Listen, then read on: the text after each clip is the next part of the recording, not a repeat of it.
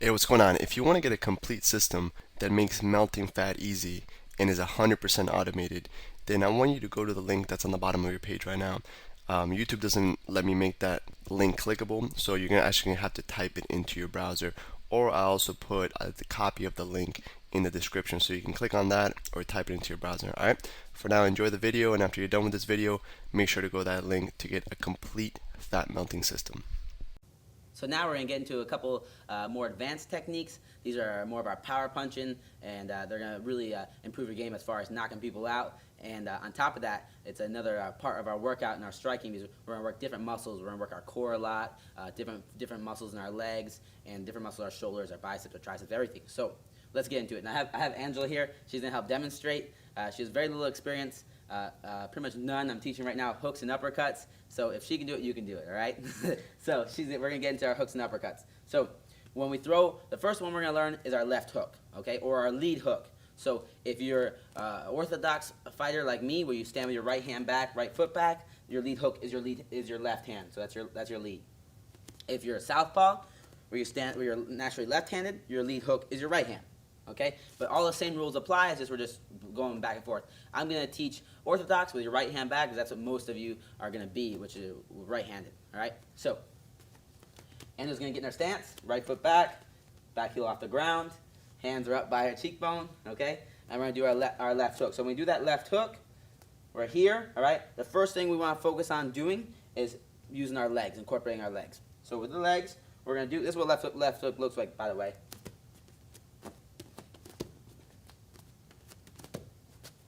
All right, very simple. So left hook, we're on cheekbone level, elbows down. When we throw this left hook, the first thing we want to focus on doing is twisting our lead leg. All right. Now this is the one of the exceptions where that back heel is going to go to the ground. So first step we're going to do back heel to the ground. Boom. Left heel up and pivot. Okay. Pivot. Now if you see how Angela, she's not doing anything except pivoting off her left foot to pivot. Boom. Good. So she get back in her stance, right heel off the ground. And now when I say pivot, drop the right heel, pick up the left heel, and pivot. Perfect. And 1, 2, 3. Good. So start in your stance, back heel off the ground, and pivot. Good. And the pivoting's doing is, go back to the beginning. When she pivots, her hip is here. Now she's going to pivot, and now her hip's over here. And that's twisting your whole body, so now we can really land that power shot and incorporate our whole body in this workout. So we're using our obliques right here. We're using our legs, our calf muscles, everything, and we're going to really fire that left hook in there. So now upper body portion. Upper body portion, when we throw this left hook, we want, again, whenever you're punching somebody, we're hitting these two big knuckles. The elbow's going to come up, hands going to go out. And with this hook, you can try a couple ways. Whatever one you're more comfortable with. You can have your hand like here, like so, or like so. Either one's fine. Okay, so you can twist it thumbs up or thumbs pointing you. They're both fine depending on which world champion coach you train with. They're all going to say different things. I've trained with Dominic Cruz's coach, who's the bantamweight world champion, and he likes the hooks thrown this way. I've trained with a couple other coaches that like them this way, and they've trained world champions as well. So it just depends on whatever you're comfortable with. All right, and I mix it up. So Anna's going to demonstrate. So first step when we're doing this is back heel comes down, front heel comes up, elbow comes up, hand comes out, and we pivot. All right, that's simple. So back heel down, front heel up, elbow up, hand out to wherever the target is. This is going to be a variable, okay? We want to keep it pretty hooked, though, hence the name hook. And right here, I'm pivoting. So in one motion, we want to put it together. It looks smoother. Bah, we're just blending them all together and make it a little less mechanical. All right, Angela, let me see you demonstrate. Let's see how quickly you pick this up. So hands are up, and pivot and hook. Boom, good. Hand comes out, pivot, punch. Wait. Elbow up, 1, 2, 3, punch. Bah, perfect, good. Face it this way. Hands up, chin level, good. Back heel's off the ground, perfect posture. And she's going to throw that hook. Bah, good. Throw that hook. And she's always looking at me. She never takes her eyes off the target, right? 1, 2, 3, and pivot. Good. Hit the hands, and pivot. Bah, good. Perfect. Just like that. And now let's go over common mistakes. Some of these common mistakes when we throw this left hook, or the lead hook, is that right hand will come down. We always want to make sure we keep those hands up. So when Angela throws this punch, and move her around here, she wants to make sure she keeps her right hand up. Left hook, bah, good. She doesn't drop that right hand. It's a big mistake. And this is one of the biggest errors when you throw that left hook, and it's a big problem because one of the counters to a left hook, if she throws a left hook at me, I can always throw a left hook at her. All right? And if her hand's down and my hand's up when I throw this left hook, boom, she's getting hit and I'm not. So always want to keep that left hand, the other hand up when we throw that hook. All right, very simple. Angela's going to demonstrate one more time from all the angles. She's going to get her stance, throw a left hook, bah, good. Face that way, and then left hook, boom, perfect. All right. So she just learned left hook, just pretty much the same that you're going to learn it. She has never known it before, and now she knows it now, okay? So that's a left hook. It's a really good punch. You're utilizing a bunch of your core muscles that you don't get when you do that jab cross, all right? Same concept apply with our stance. We always want to make sure that we always stay in our stance, move left, step to the left, move right, step to the right. Our chin's down, hands up, shoulders relaxed, elbows down, all right? So now let's get into our next punch. Whoa, let's one little thing. When we throw the hooks, all right? We're only going to throw right now, learn with our lead hook. A lot of people like to throw against this stance. They like to throw this right hook or the back hook. And for right now, we're starting off. We're not going to learn the rear hook. It's really an unrealistic punch. For right now, it takes too long to hit. And if we get used to throwing that, it's going to build bad myelin. And you're just going to be like, if you've ever seen like street fight people going like this. We don't want to do that. We want to be trained. So we throw straight punches down the pipe. And these are a lot faster to get to them and a lot more effective. This lead hook is close, that's why we can throw it, boom. But if I try to throw this right hook, it takes so long to get to. If you go against anybody experienced, they're going to be able to tag you or hit you before that right hook gets there, okay? So we're only going to learn lead hook right now. Let's get into uppercuts. We're in our stance. She's getting in our stance, okay? When we throw the uppercuts, lead or rear uppercut, we're going to learn both. The same rules apply. We always follow it with the hip and we follow it with the foot. So meaning, I'm going to demonstrate first. Uppercut, uppercut, uppercut, uppercut, uppercut. So same rules apply. Whenever we throw this uppercut, we're going to follow it with the hip. So if I throw right uppercut, I'm following with the hip and the foot. So I dip down, the hip follows, the foot follows. Wah! That's where I'm getting all my power in my legs, okay? Same thing left, the lead uppercut. Boom, hip follows, foot follows. Bah! I twist it in that direction. So I'm gonna teach Angela these uppercuts. So she's in her stance, okay? Actually, let's do this way, Angela. She's in her stance. Hands are up, cheekbone level, elbows are down. When she throws the uppercut. Now, if we just throw an uppercut like so, all we're using is our shoulder, and we want to use our whole body. One, means we want to be able to strike harder, and two, we want to make it a full body workout, so we get ripped. So, right here, hands are up. She's going to learn the right uppercut first. First thing we want to do is we want to drop our level just a little bit. Now our legs are loaded. We cocked our legs. Second thing we want to do is bring our hand just down a little bit. And third thing we want to do is fire the hip forward and twist that right foot as we throw the uppercut up. Bah! Just like so, okay? So in one motion we go down, up. Good. And you go down, hand drops, and up. Boom. Now another reason we go down is because I want to keep this hand by my face as long as possible. If I just come here, now it's my hand's really far from my face. I want to go down, cock it a little bit, and up, okay? Bah! Throw an uppercut. This strikes, the hook and the uppercuts are really good strikes because when people get used to, if their hands are up, they get used to blocking these front ones, bah, bah, bah, and then they get their hands up, and then you throw your side ones or right up the middle ones for uppercuts. They're really powerful strikes. They're personally my favorites. Hey, what's going on? If you're enjoying the video so far, do me a huge favor and click on the like button below. You'll get your good deed for the day out of the way. It helps me out a lot. Also, go ahead and subscribe and leave a comment. Something as simple as good video or I enjoyed the video. It really helps me out with YouTube. Alright, here's the rest of the video. Strikes. So, that's the rear uppercut. Angela, show us one more time that rear uppercut. Dip, pop. Good. She dips, drops it down, and loads it. Dip, drop it down, and uppercut. Boom. Good. Now, lead one's the same thing. It feels a little awkward because the lead one's right here, but I'm gonna show you a couple of tips to get this one down. A lead one, if we just drop here, it feels weird. So what we want to do is we want to cock it. So we drop and dip a little bit. So now it's loaded up. I loaded up my hip. Same rules apply. Drop it a little bit and fire up. Follow it with the hip and the foot. So Angela's going to demonstrate. So now Angela's going to demonstrate our lead uppercut. So she gets in her stance. Good. Back heels off the ground. Perfect. Her hands are up. So she's going to lower her level and cock this left side. So lowers her level and see how she loads up her hip and her shoulder. Now she dips it down a little bit, and at the same time she's gonna follow her hand up with her shoulder. With her foot and her hip. 1, 2, 3, up, bah, just like so.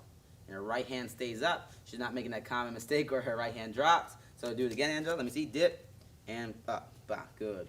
Dip here and up, boom, good. You want to drop that hand a little bit because if you just dip And here, you're not going to hit anything. Yeah, here, drop it down and come out.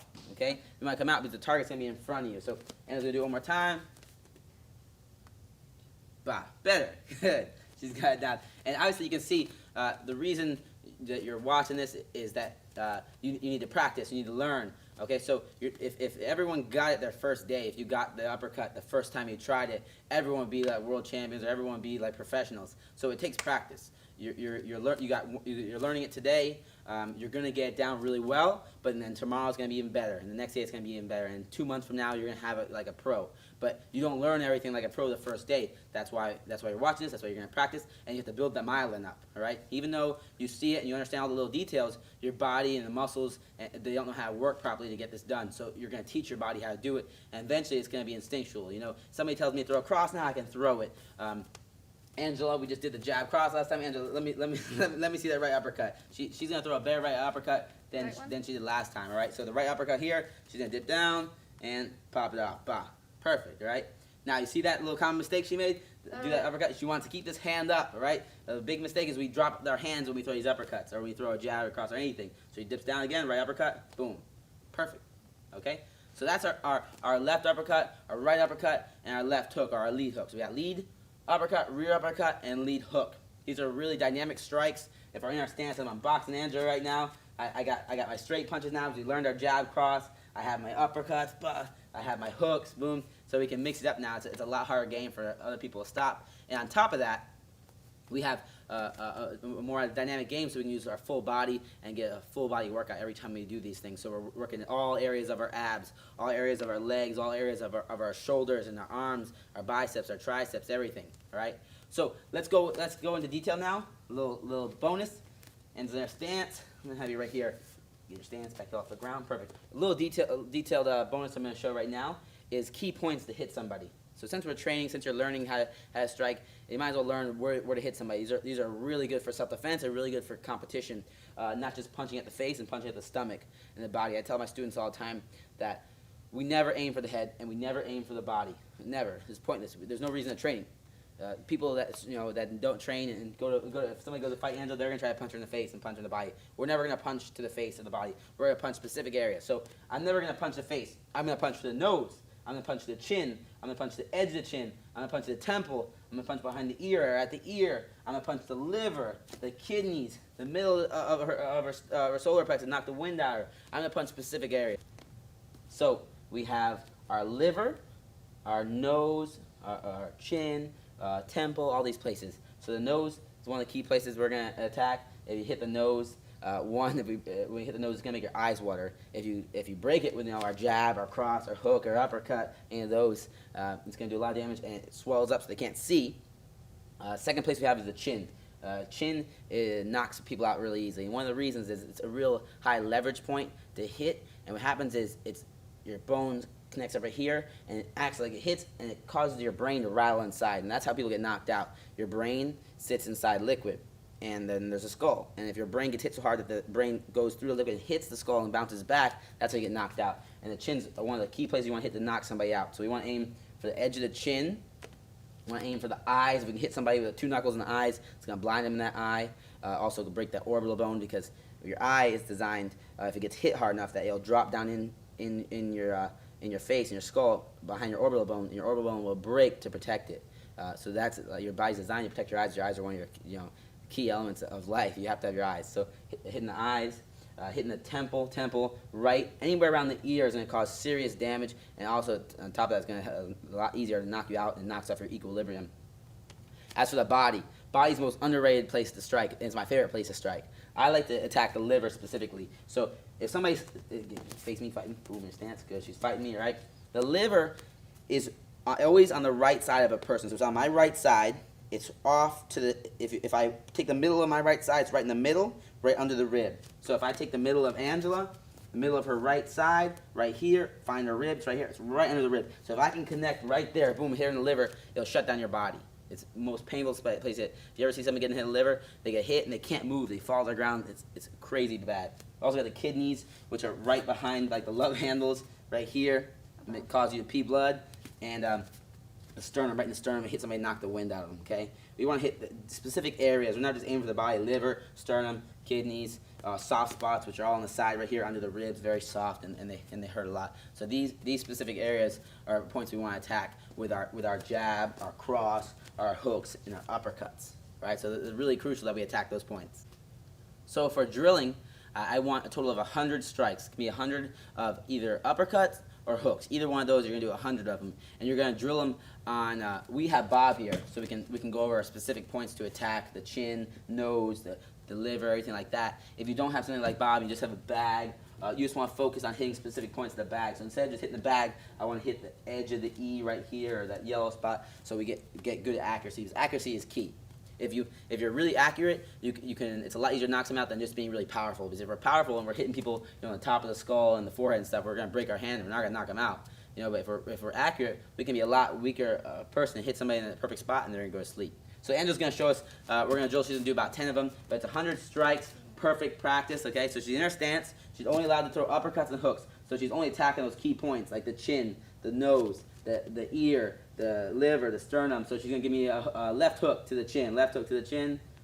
Bah, and she rotates on her lead foot. So let me see it again. 1, 2, 3. Bah, good. She's going to give me a right uppercut to the chin right here. Bah, excellent. Left uppercut to the liver. Bah, so you want to do little things like that. Just 100 strikes. And again, we're just building up that myelin so it's automatic. We don't have to think about it. We just throw those strikes in there. So now we're going to get into a technique or a drill I like to do that's going to strengthen these muscles so we can punch harder, faster, and just get in a better shape. So what she's going to do are sit-up twists. And I like to do this around the bag. You can do anything. You can lock your legs around it. So she's going to lay down, lock her legs around the bag, and it's going to really strengthen all those muscles that it takes in your core for you to really get that twist and that fast pop-off. So what she's going to do is we can do anywhere from 25 to 100, whatever you're comfortable with. I like to do 50, so we're building up that myelin for the twist. So she's going to come up. She's going to keep her hands up the whole time, so we always get trained and keep our hands up high. And she's going to sit up, throw a right hook, go down. Bah, good. Keep that elbow up. Sit up, left hook, down. Good. And she's really focusing on twisting that body so we can get those abs and those obliques. Up, hook, bah, and down. Up, and see how her hands are up the whole time. Back up. And back up, and she's just going non-stop, working those abs and working that twist. So we're really strengthening it so we can get those power shots in. Good job, Angel. So she's good. She has those hooks in. Just do that. It's really going to help strengthen you. And it's going to give you an awesome ab workout and core workout for you to get better at these punches. Hey, real quick, one more thing before you go. I want to make sure you know that there is no correlation between how hard you work and how much fat you melt or how much muscle you build. All right? There's enough science, enough data out there that there's absolutely no correlation between hard work and results. All right? There's a difference between movement and achievement. All right? If you want to learn my best tips, what I call the 5% hacks that allow you to get maximum results, maximum fat loss, maximum lean muscle gain, I want you to go to the link that's on the bottom of this page, or you can click on the link in the description. All right, you're going to get a complete system for melting fat in an intelligent and streamlined system. I'll see you there.